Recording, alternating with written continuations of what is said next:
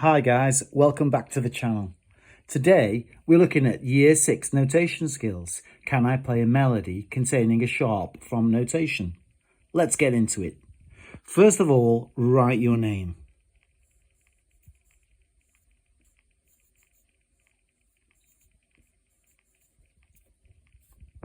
Okay, the first thing that we have to do here is name the notes on the lines of the stave. Now, some of these words are in bold. These words are in bold because if you can tell me the definition of these words, that's one surefire way that you can earn yourself a plectrum. So the first one here is notation. You'll notice notation's in bold. That's in bold because that's a special word. Notation means the way that music is written down. This is notation. A sharp is the other word that's in bold, and we're going to find out what a sharp means by doing this worksheet. The stave is the 5 lines that music is written on, and the notes on a stave have got letter names. You might be able to remember these because we've done this in previous years. Now you will see when I write a note on the bottom line, the line goes straight through the center of the circle.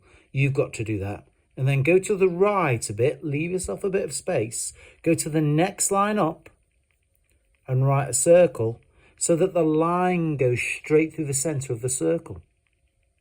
Then go to the right a bit, leave yourself a bit of space and write on the next line up so that the line goes through the center of the circle. Then go to the right a bit, go to the next line up, and you've guessed it, write a circle so that the line goes straight through the center of the circle. That means that it's on the line. If it's on the line goes straight through the center of the circle. So your music should look a little bit like that.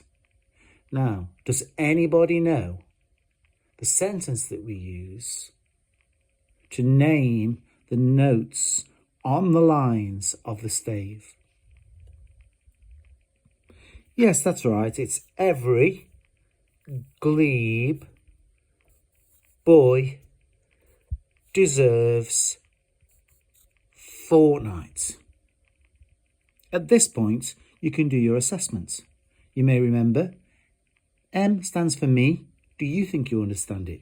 Well, I think that I do understand it. So I'll give myself a tick. And then ask your partner to have a look at your work and see if you've got it all right. Partners, check that the person you're checking has got the line going straight through the center of the circle. Check that they've got the correct letter name underneath. And if you think they've done it, you can give them a partner tick. And then finally, either myself or Mrs. Bailey can give you a teacher tick. But don't worry, you don't have to collect all 3 ticks to move on. You can just have your me tick or just your me and your partner tick. And let's move on to the next thing. Okay, now we've got to name the notes in the spaces of the stave. So watch how I draw a note in the bottom space. The note fills the space, it touches the line below, and it touches the line above.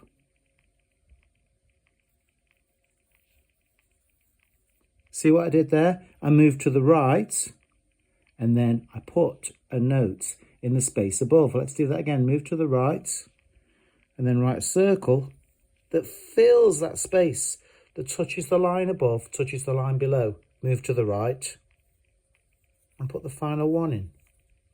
So your stave with the notes in the spaces should look something like that. Does anybody know the word that we use to name the notes in the spaces of the stave? Yes, that's right, it's face. If the note's in a space, you use face. So F is the bottom space, A is the next space up, C is the next space up, and then E is the top space. I think I understand that. Next thing that we need to do is draw a piano keyboard. Drawing a piano keyboard is really useful because you can see the distance between the different notes, how far apart they are, in a way that you can't do on a guitar and you can't do on a ukulele. You can see it on a piano keyboard, so it's really useful. And that is what we're going to do. We're going to draw 1, 2, 3, 4, 5, 6, 7, 8 lines going down. Join them at the bottom. You can just tidy them up a little bit if you want to. And then let's put the black notes in. Don't do anything on this line. Leave that line, leave it, leave it. Go to the next line and draw a black note around it. Okay? And then go to the next line and draw a black note around it. Then the next line, 1, 2, 3, this is the 4th line. You don't do anything to that, leave that one. The 5th line, you're going to draw a black note around it. The 6th line, you're going to draw a black note. The 7th line, you're going to draw a black note. And the 8th line, just leave it. Okay, let's colour these in. You may remember chopsticks and fork. We call the 2 black notes the chopsticks because there's 2 of them, like a pair of chopsticks that you eat rice with. What is the first letter of the word chopsticks? Chopsticks begins with a C. So the white note to the left of the 2 chopsticks is a C. Then we've got 3 black notes. They're a fork. They're like a fork that you eat potatoes with. What's the first letter of the word fork? It's an F. So the white note to the left of the fork, we write F. Then just fill in the letter names of the musical alphabet. C, D, E, F, G, A, B. After that, just goes back to C. The music alphabet goes A, B, C, D, E, F, G, A, B, C, D, E, F, G. It's only got the letters A to G in it.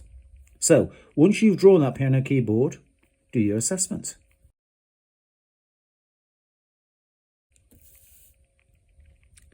Can we draw a sharp? It looks like a hashtag. Or noughts and crosses, 2 down, and the 2 that go across are on a slight angle. See that? 2 straight down, 2 on a slight angle, slight upward angle. See if you can make your sharp signs look a bit like that. And then do your assessments.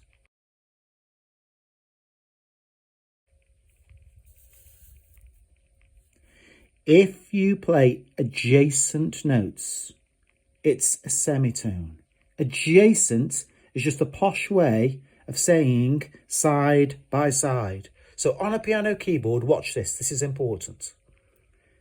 You go from C, C, a black note, D, a black note, E, F, black note, G, black note, A, black note, B. So to get from C to D, you go from the C to the black notes, then to the D. If you're going to go upwards, which is that way, upwards in pitch, on a keyboard, you go C, then the black note is the next one, then the D, then the black note, then the E, then the F, then the black notes. Now this is important because C to this black note is a semitone. And if we go C to D, we've jumped over that black note. It might not look like we've jumped over it because they look like they're side by side, but they're not side by side because there's a black note there in between them. So C to D is jumping over a note, so that's got to be a tone. But if you look at E and F, there's no black note there. So that is a semitone. And it's important that you understand that. So let's say that once again. If you jump over a black note, it's a tone. If there's no black note and it's just side by side, it's a semitone. But then also, if you just go from that black note to that white note, that's a semitone because there's nothing in between. Now, it can be difficult to understand that, but we're going to play these on the keyboard a bit later in the lesson, and hopefully that will make it a bit more clear. Okay, next. This is called a major scale. On the lines, write a T if it's a tone between the notes, or ST if it's a semitone. So we've got to do a bit of detective work with this scale and this keyboard. You will notice that major scale was in bold. It's one of the words, or it's one of the phrases that you can earn a plectrum if you know what it means. And a major scale just means C, D, E, F, G, A, B, C. It's 8 notes going from one letter name to the same letter name. C, D, E, F, G, A, B, C. Da, da, da, da, da, da, da, da. You might have heard that kind of sound before. That's the sound of a major scale. Between C and D, is it a tone or a semitone? We've already looked at this one. Because there is a black note in between, that's a tone. So on this line here, I want you to write T for tone. We're going to check now D to E. There's a D, there's an E, and there's a black note in between. So that must be a tone. E to F. But we've already mentioned this. E to F has got no black notes. So that's got to be a semitone. F to G, what do you think? Can you see a black note in between F and G? Because if there is a black note, that means it's a tone. Because if you jump over a note, it's a tone.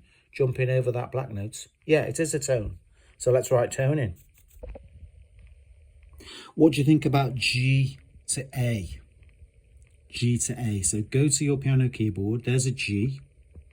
There's an A. Is there a black note in between? G to A. Because if there is a black note, it means it's a tone. Because you have to jump over that black note to get from G to A.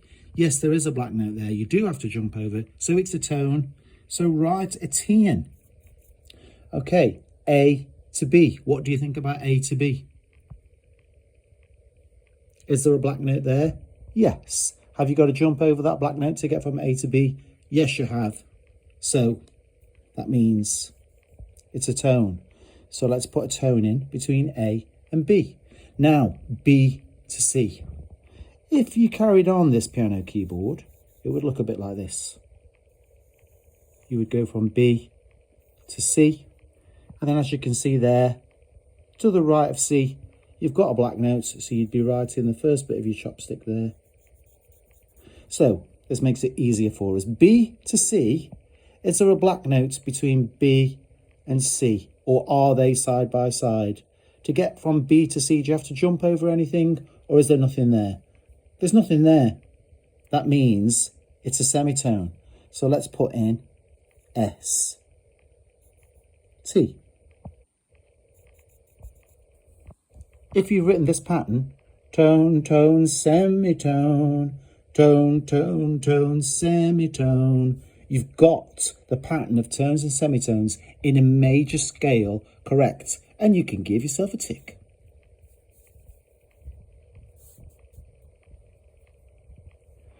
Tone, tone, semitone, Tone, tone, tone, semitone is the pattern for all major scales.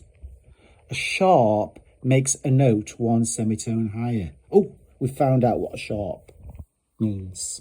It means that a note is one semitone higher. Look, there's a sharp in bold. It's a plectrum word.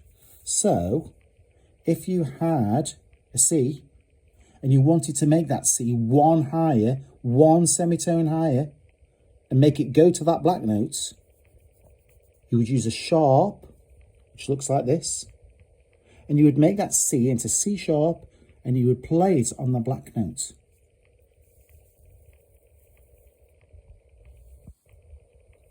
A sharp makes a note one semitone higher. One of these notes needs a sharp. Can you tell which one? And now we've got another major scale, but this time it goes G, A, B, C, D, E, F, G. And one of these notes isn't quite right. It doesn't fit in with the tone, tone, semitone, tone, tone, tone, semitone pattern. And we need that pattern because tone, tone, semitone, tone, tone, tone, semitone is the pattern for all major scales. So this is what we're going to do. Let's write in tone, tone, semitone, tone, tone, tone, semitone. Because that's the pattern for all major scales. And now let's get on with checking it. G to A. Is G to A tone or a semitone? Let's just check it. So there's a G and there's an A. Is there a black note in between that G and an A? Do you need to jump over a note to get from G to A? Yes, you do. There is a black note there. So that means that it is a tone. So let's tick that now, because we've checked whether it's supposed to be a tone. The distance from G to A is supposed to be a tone, and we've checked it, and it is a tone. Now, A to B. A to B. Is there a black note in between A and B? Because if there is, that means it's a tone. And you can see there is a black note. So A to B is a tone. So that means that we can give that a tick. Now have a look. B to C is supposed to be a semitone. Is it a semitone though? Let's check. B to C. Do you need to jump over a black note there to get from B to C? Or are they side by side? Well, they are side by side or adjacent. So that means that they are a semitone. So that means that that is correct. Now let's check C to D. C to D is supposed to be a tone to make it fit in with this pattern. Is C to D a tone? Do you need to jump over a black note to get from C to D? Yes, you do. It's a tone. C to D is correct. D to E is supposed to be a tone. Is it a tone? D to E. Do you have to jump over a black note to get from D to E? You do. So that means that it's supposed to be a tone. It is a tone. Let's give it a tick. E to F. E to F is supposed to be a tone to make it fit in with this pattern. E to F. Do you need to jump over a black note to get from E to F? Is it a tone? Well, actually, no, it isn't. There is no black note there. E to F is a semitone. So we've got a problem here because E to F is supposed to be a tone. It's not a tone. It's actually a semitone. And this is where a sharp can help us. Does anybody know what we could do to make this F further away from that E? We've got to make that F go up one semitone.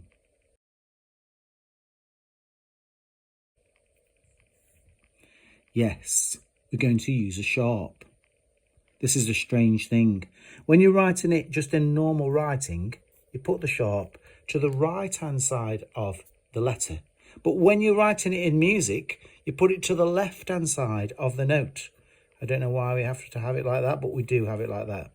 So that is what a sharp is going to look like. And you can see I've made the little square shape in the center of the sharp on the same line as the notes. If you want to be amazing at writing music, make the little square in the middle of the sharp on the same line or in the same space as a note that you want to change.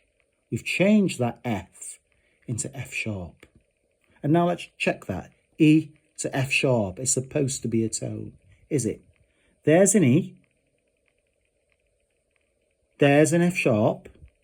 Do we need to jump over a note to get from E to this black note, F sharp? Yeah, we do. We need to jump over F to get there.